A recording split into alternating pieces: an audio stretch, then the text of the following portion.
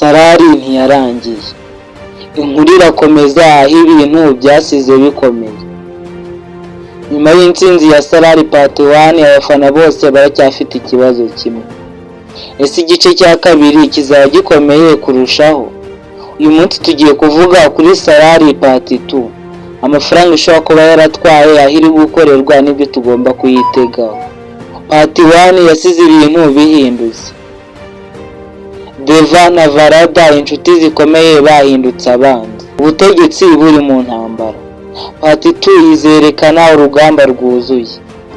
Iyi filimi iyobowe na Prashantiner, umuyobozi uzwiho inkuru zikomeye. Uyu muyobozi wa filimi akaba azwiho isi nini yubaka filimi irimo action itagira impuhwe. Uyu ni nawe wakoze filimi nka KGF Chapter 2. Bivuze ko Salaar ishobora kurenga iya mbere twabonye. Ikijyanye n'amafaranga iyi filimi yatwaye, nta mubare wemejwe ku mugaragaro, ariko amakuru atandukanye avuga ko ishobora gutwara miliyoni zigera kuri 15 z'amadolari y'Amerika.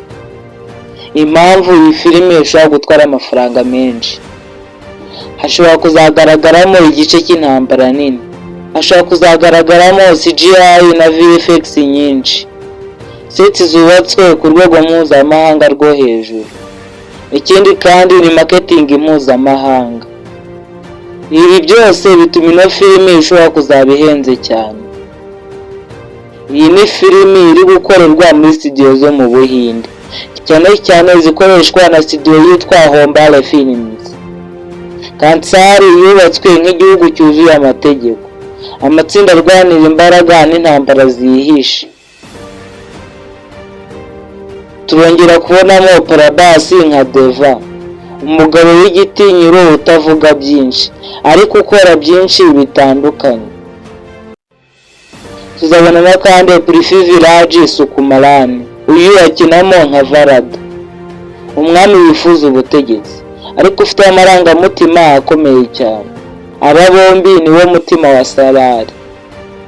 Amazina mashya aratangazwa, ariko biravuga ko hashobora kuzamo abakinnyi bashya. Virani, umukinnyi mushya ukomeye, yakaba umusitari wo muri Bollywood cyangwa umukinnyi ufite role ikomeye cyane. Bishobora gutuma filimi iba nini kurushaho. Salaar 2 ishobora kuzazana intambara nini kurusha iya mbere. Ni inkuru y'amateka ya Diva. Ubushuti bushobora gupfa burundu. Kansar ishobora gusenyuka. Ibi bituma Salaar 2 itaba action gusa, ahubwo iyi nkuru y'ubucuti, ubuyobozi n'intambara y'imbere mu mutima. Salaar 2 ntabwo ari square isanzwe. Ni urugamba rw'ubutegetsi, ni inkuru y'inshuti zihindutse abanzi. Ni filimi ishobora kurenga Part 1 mu buryo bwose, mu mafaranga, muri action ndetse no mu marangamutima. Ese izaba filimi ikomeye kurusha izindi zo mu Buhinde? Ibyo tuzabimenya ino filimi isohotse.